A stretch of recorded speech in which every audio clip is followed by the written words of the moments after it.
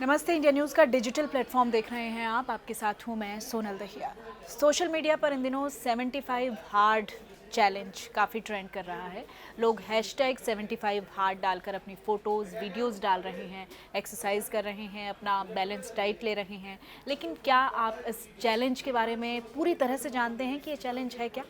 मैं आपको बताऊं कि ये जो चैलेंज है वो आपकी फ़िज़िकल और मेंटल दोनों ही मेंटेनेंस के लिए इम्पॉर्टेंट है। कई बार क्या होता है कि हम अपने शरीर का ख्याल तो रख लेते हैं, लेकिन जो आपकी मेंटल हेल्थ है उसका ख्याल आप नहीं रखते हैं। तो इसमें कुछ चीज़ों को शामिल किया गया है इस चैलेंज के ज़रिए। क्या वो 5 रूल्स हैं जो आपको फॉलो करने हैं। 75 डेज़ का ये पूरा सर्कल रहने वाला है, और अगर एक दिन भी आपने रूल को ब्रेक किया तो फिर आपको उसको दोबारा से शुरू करना पड़ेगा। तो वो 5 रूल्स क्या हैं वो मैं आपको बताऊं।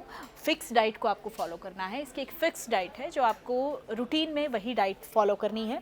इसके अलावा कम से कम 45 मिनट्स तक आपको इंडोर और आउटडोर एक्सरसाइज करनी है, चाहे उसमें वॉक हो सकता है, योगा हो सकता है, मेडिटेशन हो सकता है। इसके अलावा 4 से 5 लीटर पानी आपको दिन में पीना है।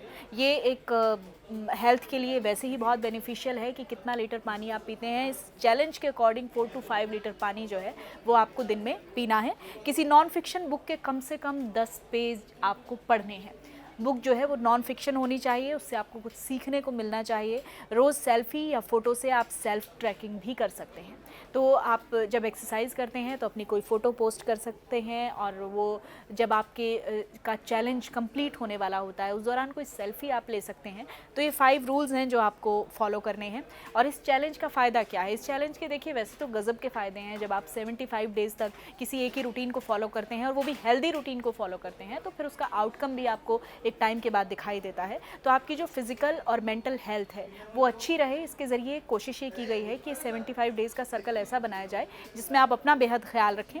साइकोलॉजिकल फ़ायदे भी हैं इसके। जब आप पढ़ते लिखते हैं तो आप सेल्फ एस्टीम आपका डेवलप होता है। इसके अलावा आपका एक डिसिप्लिन मेंटेन होता है, आपका कॉन्फिडेंस बढ़ता है।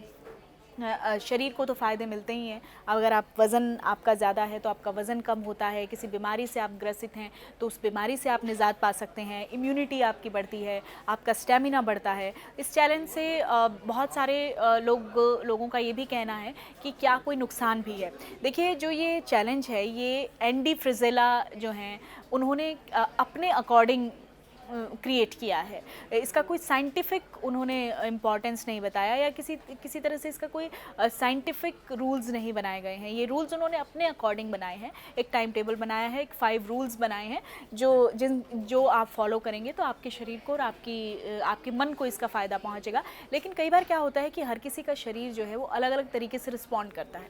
आप किसी बीमारी से भी ग्रसित हो सकते हैं, आपका इम्यूनिटी उतना वीक भी हो सकता है, कुछ और दिक्कत भी आपके शरीर में हो सकती है। तो ज़रूरी नहीं कि हर व्यक्ति जो है वो इस चैलेंज को इस तरीके से फॉलो कर सके।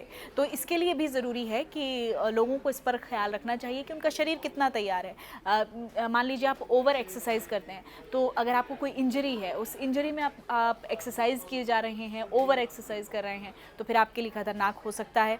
आप रेस्ट नहीं ले रहे हैं तो आपकी बॉडी को रिकवर होने का समय नहीं मिलता है। कैलोरी इंटेक अगर आपका कम हो जाता है और आपकी एक्सरसाइज ज़्यादा हो जाती है तो उसका नुकसान भी आपके शरीर को चुकाना पड़ सकता है। हर बॉडी टाइप को इसका फ़ायदा मिले ये ज़रूरी नहीं है, क्योंकि हर किसी का बॉडी टाइप जो है वो अलग अलग होता है।